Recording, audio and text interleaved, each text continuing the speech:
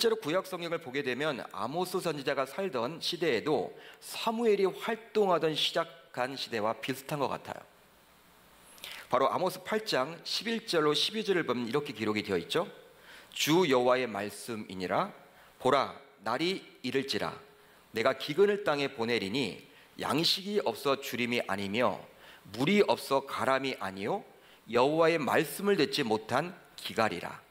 사람이 이 바다에서 저 바다까지 북쪽에서 동쪽까지 비틀거리며 여호와의 말씀을 구하려고 돌아다녀도 얻지 못하리니. 아모스 시대가 바로 그리했다라는 거예요. 당시 주림과 가람은 양식과 물이 없어서가 아니라 하나님의 바른 말씀을 들을 수 없어서 생긴 기갈이었습니다. 그러니까 먹고 사는 것 때문에 이렇게 주림과 가람이 아니라는 것이죠. 온전한 하나님의 말씀을 들을 수 없었던 기갈이었다라는 거예요.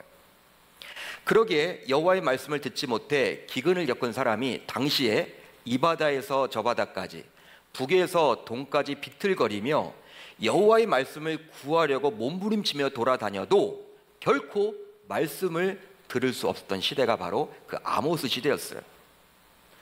그렇습니다. 실제로 하나님께서는 자신의 백성들이 죄를 짓게 되면 종종 자신의 얼굴을 그들에게서 숨기시고 말씀의 계시를 끊을 때가 있습니다. 여러분, 하나님의 말씀이 들리지 않는 시대는요, 무엇이냐면 하나님의 말씀이 자꾸 들리지 않는다. 여러분, 자신을 한번 점검해 보셔야 돼요. 분명히 여러분 하나님 앞에 어떤 죄를 지었을 때는요, 하나님이 말씀해 주지 않는다라는 거예요. 예를 하나 들어보면 창세기 16장과 17장 사이에는 무려 13년의 간격이 있습니다. 여러분, 창세기 16장은 여러분 내용을 살펴보게 되면 아브라함은 사라의 여종인 하갈에게 실수를 하게 되므로 이제 낳지 말아야 될 아들 이스마엘을 낳게 되거든요. 그런 내용이 바로 창세기 16장에 기록이 되어 있습니다. 그런데 창세기 16장 16절을 보게 되면요, 그때 아브라함의 나이가 몇 세라고 기록이 되어 있냐면 86세라고 분명히 기록이 되어 있어요. 즉 하나님의 약속을 기다리지 못해서 자신의 마음대로 후사를 가진 아브라함에게 하나님께서는 더 이상 말씀하지 않기 시작한 것이죠. 86세 때부터 말씀하지 않아요. 그리고 그 기간이 무려 13년이었습니다. 여러분 17장 1절을 보면요, 어떻게 시작을 하냐면 아브라함이 99세가 되었다라고부터 시작을 해요. 그러니까 86세에서 여러분 맞춰졌어요. 16장은. 그리고 17장 1절은 99세가 되었다. 그러니까 13년은 건너뛴 거예요. 하나님이 말씀하시지 않는 것이죠. 이제 99세가 되었을 때 아브라함이 하나님은 자신을 전능한 하나님이라고 밝히며 아브라함에게 나타나 친히 할례 언약을 맺게 되죠. 그러기에 아마도 사무엘이 등장했을 때에도 그런 시대였을 것이라고 추측해 볼 수가 있는 거예요. 바로 그 시대가 사사시대의 말기였기 때문입니다. 그런데 여러분, 더 심각한 문제가 있습니다. 바로 무엇이냐? 바로 당시 사람들이 그런 영적인 위기임을 전혀 인식하지 못했다라는 거예요. 쉽게 말하면 하나님이 싫어하시는 죄로 인해서 하나님의 말씀이 온전히 전해지지 못한 상황임에도 불구하고 이것을 영적으로 깨닫지 못했다는 데 더 큰 문제가 있는 거예요. 이것을 잘 표현해 주는 구절이 바로 다음의 말씀이죠. 엘리의 눈이 점점 어두워가서 잘 보지 못하는 그때에 그가 자기 처소에 누웠고. 엘리는 그 당시에 누구였습니까? 어떤 직분을 가지고 있었습니까? 어떤 직책을 가지고 있었습니까? 대제사장이었어요. 대제사장이면요, 어느 누구보다도 영안이 열려 있어야 되겠죠. 영적인 사람이어야 하겠죠. 그런데 여러분, 대제사장인 그부터 점점 어두워져 갔다라는 거예요. 어두워져 갔다라는 거예요. 그건 바로 그 시대를 표현해 주는 것이죠. 여러분, 죄로 인해서 하나님이 말씀하시지 않는데 그걸 여러분 인식하지 못하는 그 당시의 풍토를 지금 그려주고 있는 거예요. 여러분, 엘리 제사장의 눈이 점점 어두워지고 있었는데요, 물론 이것의 1차적인 의미는 육체적으로 노안이 오게 되었다는 의미일 수도 있습니다. 우리가 여러분 그냥 성경을 읽어볼 때, 야, 눈이 점점 어두워졌다, 그래 나이가 많아지니까 이제 노안이 왔겠지, 그렇게 여러분 생각할 수도 있겠죠.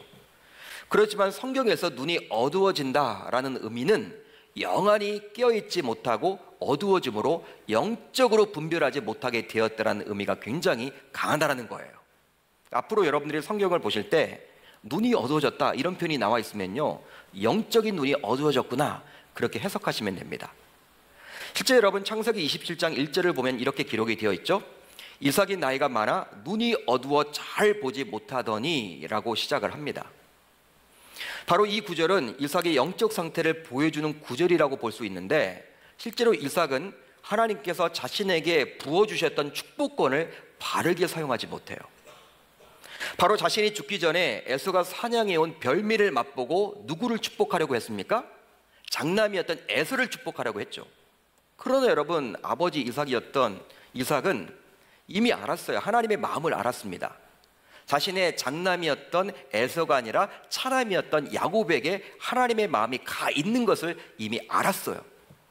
알고 있음에도 불구하고 영적인 눈이 밝지 못했어. 영안이 열려있지 못했어요. 그러다 보니까 영적으로 어두워져서 분별하지 못하는 것이죠. 그러기에 자신의 마음이 들지 않더라도 야곱의 입장에서는, 이삭의 입장에서는 야곱을 축복해 줘야만 했습니다. 그런데 영적인 눈이 밝지 못했기에, 즉 영적 분별력을 잃어버렸기에 별미를 맛보고 에서를 축복하려고 했던 거예요. 참 안타까운 일이죠, 여러분. 그런 내용이 바로 창세기 27장에 기록되어 있습니다. 반면에 여러분, 모세라는 사람은요, 엘리 제사장과 이삭과는 조금 달랐어요. 신명기 34장을 보게 되면 이제 모세는 120세의 나이에 죽게 됩니다.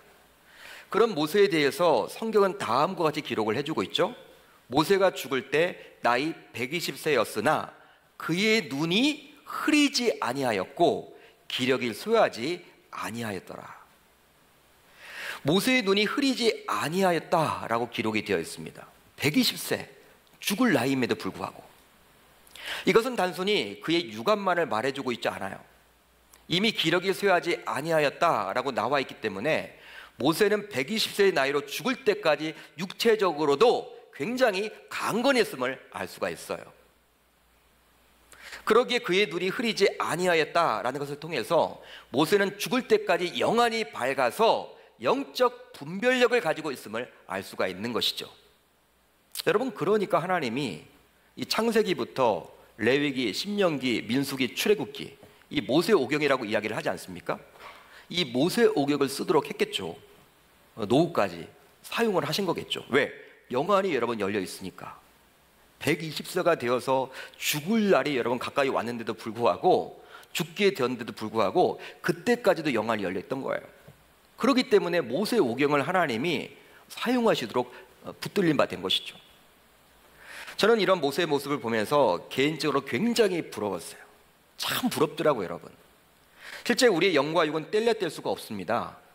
그러다 보니 나이가 들면서 육체적으로 병들고 연약해지면 기도할 시간도 확보하기가 힘들고 말씀을 보거나 들을 기회도 많이 사라지기에 실제 그래요. 영적으로도 깨어있기가 참 쉽지 않아요. 여기 어르신들도 많이 계시지만 여러분, 몸이 아프면 기도도 여러분 안 돼요. 말씀도 잘 듣지 못해요.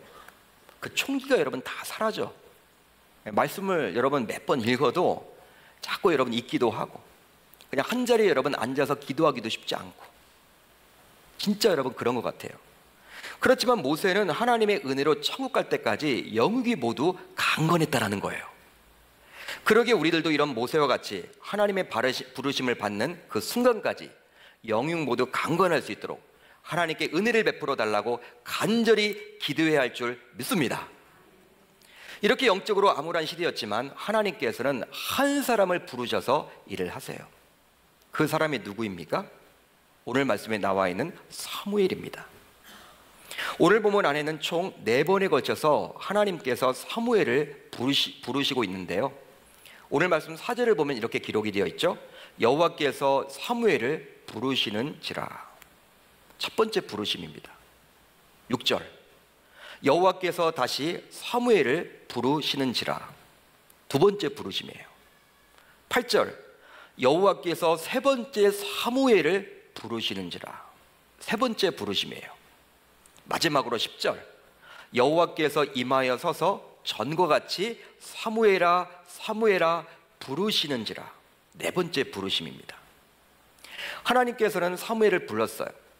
그렇지만 사무엘은 아직까지도 여호와를 제대로 알지 못했고 말씀도 듣지 못했기에 하나님의 부르심에 제대로 반응하지 못합니다. 그러다 보니 사무엘은 엘리 제사장이 자신을 부른다고 착각하여 누구에게 찾아가게 돼요? 엘리 제사장을 찾아가게 되죠.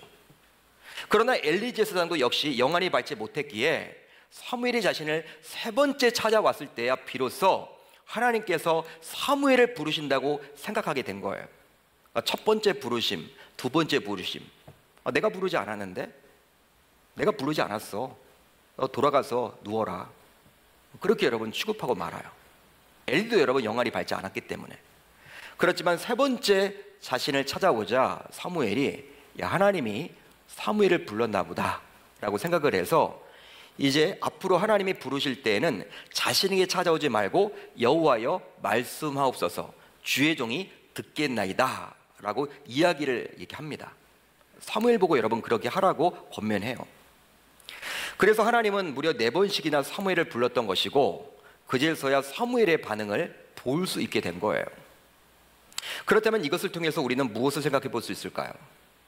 여러분 뭘 생각해 볼 수 있을까요? 바로 하나님께서는 말씀이 희귀한 시대에도 자신의 일꾼을 불러서 일하십니다. 여러분 동의가 되시면 아멘. 쉽게 말하면 하나님께서는 사람을 택해서 자신의 일을 해나가신다는 거예요. 성경을 보게 되면 정말 많은 사람들이 등장을 해요. 야, 여러분 창세기부터 요한계시록까지 읽다 보면요, 야, 이게 인물사전과도 같아. 굉장히 여러분 사람들이 많이 나와요. 우리가 여러분 알고 있는 사람들은요 굉장히 여러분 소수입니다. 진짜 여러분 성경에는 사람들이 굉장히 많이 나와요. 실제로 하나님은 스스로 계시는 분으로서 무의 수유를 창조하셨고 지금도 우주 만물을 통치하시고 다스리시는 분이시죠.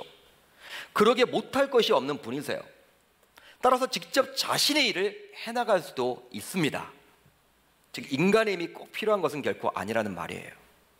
여러분 하나님이 우리를 동역자로 불러주신 것은요 우리가 여러분들 우리의 힘이 필요해서가 아니라 그냥 하나님의 은혜로 우리를 불러주신 거예요. 그분은 여러분 홀로 모든 것들을 다 하실 수 있지만 그분의 방법은 무엇이냐면 사람을 통해 역사를 하신다는 거예요.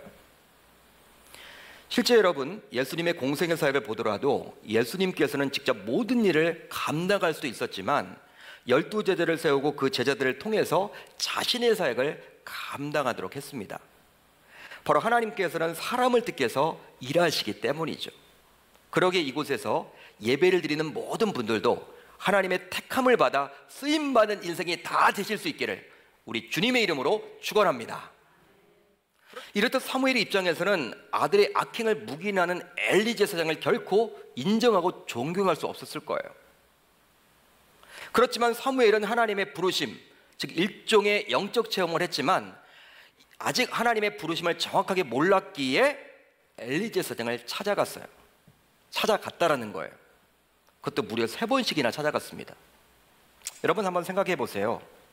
한밤의 동일한 체험을 3번씩이나 했습니다. 그런데 처음 찾아가고 두 번째 찾아갔지만 제사장이란 엘리는요 전혀 시원한 답변을 해주지 않아요. 찾아갔는데 2번씩이나 찾아갔는데 자기가 부르지 않았다고 하면서 너 빨리 가서 누워 자라. 지금 그 얘기만 하고 있어요. 자신은 너무나 답답한데 자기는 들었는데. 이런 식이다 보니 3번째는 엘리를 찾아가기는 결코 쉽지 않았을 거예요.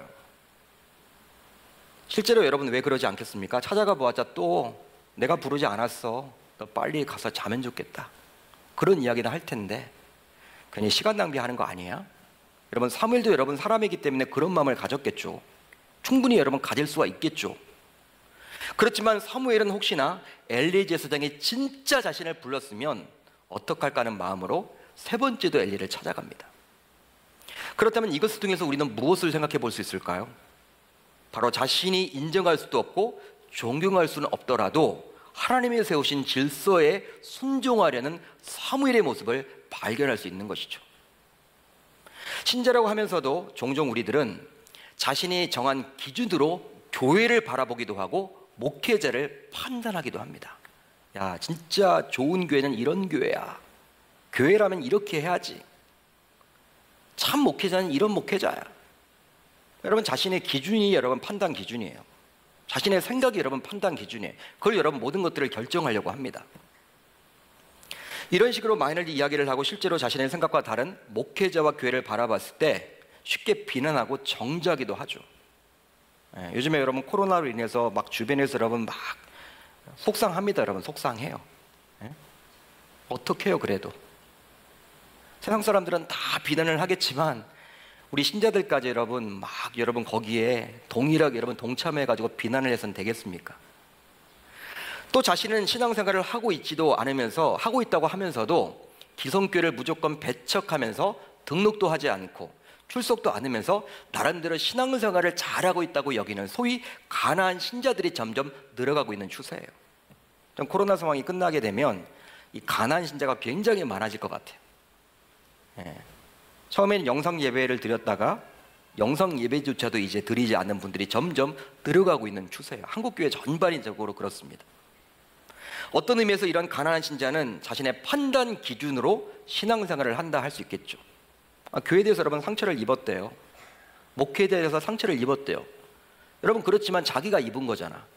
그것 때문에 여러분 전체 교회를 바라볼 때 그렇게 싸잡아 여러분 볼 필요는 없는데 모든 교회는 다 똑같다고 생각을 하는 것이죠. 상처를 받더라도 다른 교회라도 가셔야 되는데 안 간단 말이에요. 여러분 그러나 오늘 말씀에 나오는 사무엘의 모습을 보면서 우리가 놓쳐서는 아니 되는 것이 있으니 바로 우리가 생각하기에 결코 인정할 수도 없고 존경할 수도 없는 목회자와 공동체일지라도 하나님이 세우셨기에 우선은 그 질서에 순종할 수 있어야만 하는 거예요. 그런데요 저는 이런 질서에 순종했던 이런 사무엘의 모습을 보면서 한 사람이 떠올랐어요. 바로 한나였습니다. 여러분 제가 3장 말씀을 이렇게 한 주 동안 묵상을 하면서 1절부터 9절도 있지만 여러분 1장부터 2장, 3장을 계속해서 여러분 여러 번 읽었어요. 근데 한나가 떠올랐어요. 사무엘상 1장을 보면 한나는 성소에서 하나님과 심정이 통하는 기도를 했지만 대제사장이었던 엘리는요 술 취한 여자라고 오해를 해버립니다. 여러분 한나의 입장에서는 얼마나 기가 막힐까요? 자기는 하나님 앞에 나와 기도하고 있는데 열심히 기도하고 있는데 엘리 대제사장이 술 취한 여인이라고 비난을 해버리니 얼마나 한나의 입장에서는 속상할까요? 자존심이 상할까요? 이건 사람도 아니다.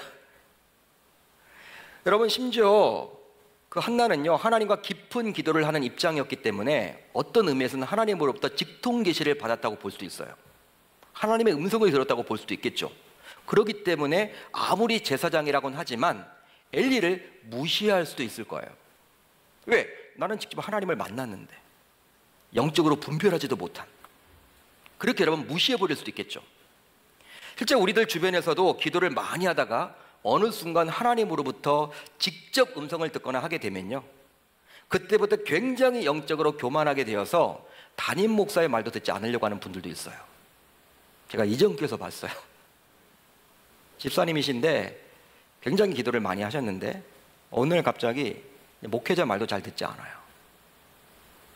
이런 분들의 특징은 하나님으로부터 직접 계시도 받고 순간순간 음성도 듣기에 더 이상 성경을 보려고 하지도 않고 목사님이 선포하는 말씀에 귀를 기울이지 않습니다. 왜? 자기는 기도하면 하나님 만나는데 굳이 그런 어려운 방법을 통해서 내가 그렇게 하나님의 음성을 들어야 돼? 성경 말씀 읽어도 어떤 이야기인지도 제대로 모르겠고 나는 기도하면 무조건 하나님의 음성을 듣는데 영적으로 교만이죠. 그런데 여러분 충분히 한나도 그럴 수 있는 형편이지 않았습니까? 직통 계시를 받았으니까, 직접 음성을 들었으니까, 심적인 통화를 기도를 했으니까 하나님의 마음을 알았잖아요. 그렇지만 한나는 달랐다라는 거예요.